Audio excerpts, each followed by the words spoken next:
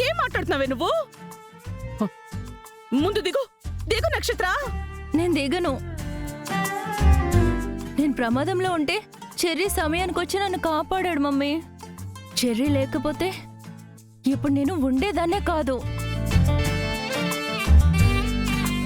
Cherry, నువ్వు నన్ను దించావంటే నా మీద ఒట్టు. మనల్ని చూసి మా మమ్మీ కొళ్ళుకుంటుంది. మనం మన గదిలోకి వెళ్దాం పదా.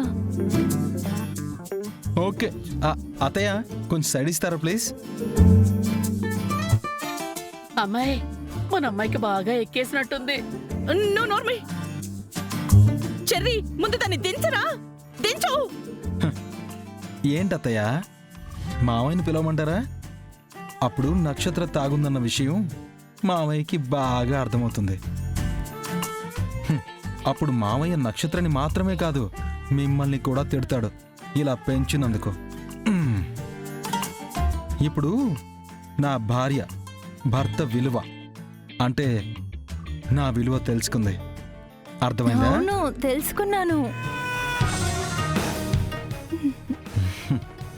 నాతో కలిసిపోయిందని అర్థం. అవును, కలిసిపోయాను. మమ్మల్ని చూసి మీరు ఏడవకండి అత్తయ్య. చెర్రీ, పద వెళ్దాం. వెళ్దాం నచ్చు, వెళ్దాం. వదలమని చెప్పు పిన్ని. వాణ్ణే మన నక్షత్ర వదిలేలా లేదమ్మాయి. వెళ్ళనివ్వు, వయసులో ఉన్నారు కదా.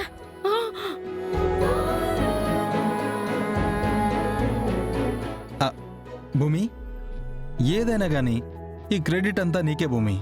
నువ్వు చెప్పకపోయింటే నేను వెళ్లేవాణ్ణే కాదు, నా నక్షత్ర దృష్టిలో నేను హీరో అయ్యేవాణ్ణి కూడా కాదు. Thank you so much Bhumi. All the best cherry.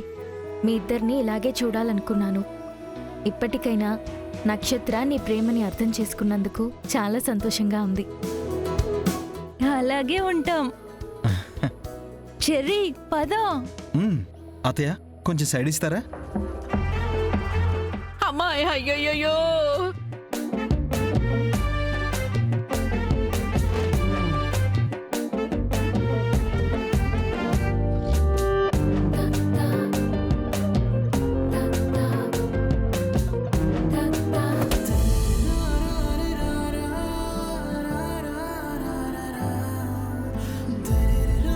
Cherry, నన్ను వదిలిపెట్టి వెళ్ళొద్దు. సరే, నేను వెళ్ళను. ఈ గదిలోనే కింద పడుకుంటాను.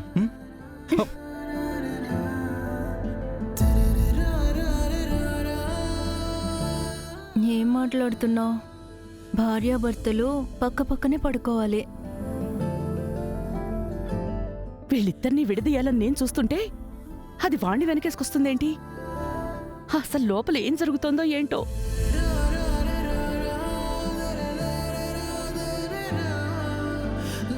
ఈ క్షణం కోసం ఎదురు చూస్తున్నాను.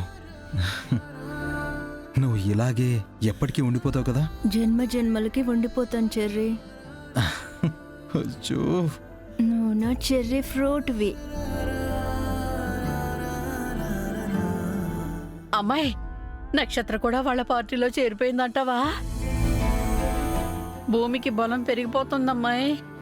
నువ్వు జాగ్రత్త పడవలసిన సమయం వచ్చింది. అంత సులువుగా వాళ్ళిద్దరిని కలవనిస్తానా పిన్ని? చూడు, ప్రేమగా ఉంటే ఎంత అందంగా ఉన్నావో. నిన్నిలాగే చూడాలనిపిస్తుంది.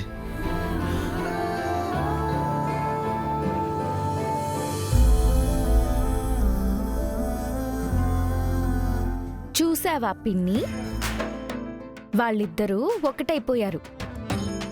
నీ కూతురికి జ్ఞానోదయం అయింది. త్వరలో నీకు కూడా అవ్వాలని కోరుకుంటున్నాను. నేను కూడా అదే కోరుకుంటున్నానమ్మాయి. నీకు అక్కర్లేదా? అయితే ఓకేలే.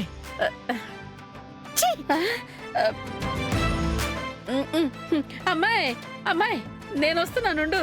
అమ్మాయి,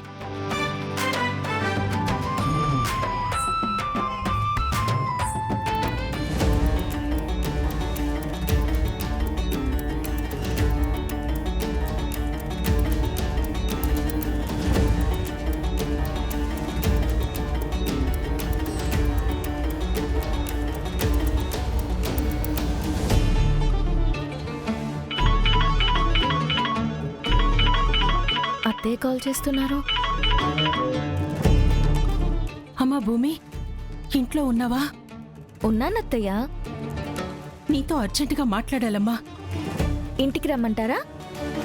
వద్దమ్మా, నేనే వచ్చాను. ఎక్కడికొచ్చారు? మీ ఇంటికే వచ్చాను. ఎక్కడున్నారు? మీ ఇంటి పక్కన గోడ ఉంది కదా, అక్కడున్నాను. అయ్యో అత్తయ్య, వచ్చేస్తున్నాను.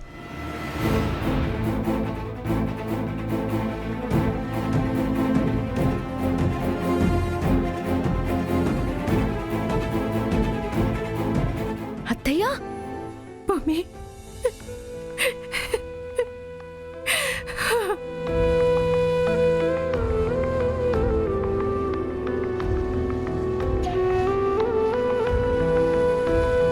అత్తయ్య,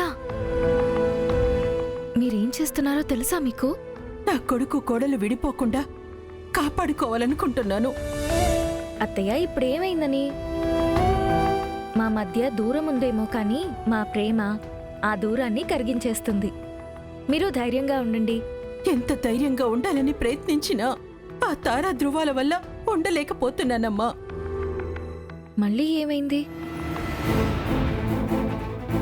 మీరు విడాకుల మీద సంతకం పెడితేనే దానికి కావలసిన సంతకం పెడతాను అని చెప్పండి.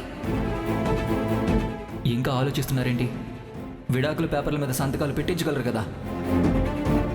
పెట్టిస్తాను బావగారు. నువ్వు మన ఇంటికి రావటం, గగన్ ఈ ఇంటికి రావటం గురించి చాలా పెద్ద గొడవ చేసిందమ్మా. రోజు రోజుకి దానికి పిచ్చి ముదిరిపోతుంది. అలాగే ఉన్నట్టుందమ్మా. రేపు వాడు నీకు కావలసిన సంతకం పెట్టాలి అంటే నీతో విడాకుల పత్రాల మీద సంతకాలు పెట్టించాల్సిందే అని కండిషన్ పెట్టింది. మరి బావేమన్నాడు? వాడేమంటాడమ్మా? చెల్లి పెళ్లి కోసం మనసు చంపుకుని ఏం చేయడానికైనా సిద్ధమైపోతున్నాడు. ఈ పెళ్లిళ్ళు జరిగితే మీ భవిష్యత్తు ఏంటా అని నాకు చాలా భయం వేస్తోంది భూమి. తారా అన్న పేరే నా చెవిన పడకుండా చూడమని భగవంతుణ్ణి రోజు కోరుకుంటున్నాను. నువ్వు తప్ప నా కోడలిగా నేనెవ్వరిని ఊహించుకోలేనమ్మా. అయ్యో అత్తయ్య, ఇంత సున్నితంగా ఉంటే ఎలా? మన సహనాన్ని పరీక్షించడానికే దేవుడు ఇవన్నీ చేస్తున్నాడు. 25 ఏళ్లుగా జీవితంతో మీరు చేస్తున్న పోరాటం కంటే ఈ సమస్య పెద్దదా? నన్ను చూడండి, నేను ఎంత ధైర్యంగా ఉన్నానో. ఎన్ని పిడుగులు పడితే ఈ భూమి బద్దలవుతుంది? అదెప్పటికీ జరగదు. విడాకుల మీద సంతకాలు పెట్టిస్తే పెళ్లిళ్ళు జరిగిపోతాయి అనుకుంటుందా తార? సంతకాలు పెట్టేది లేదు, ఆ పెళ్లిళ్ళు జరిగేదే లేదు.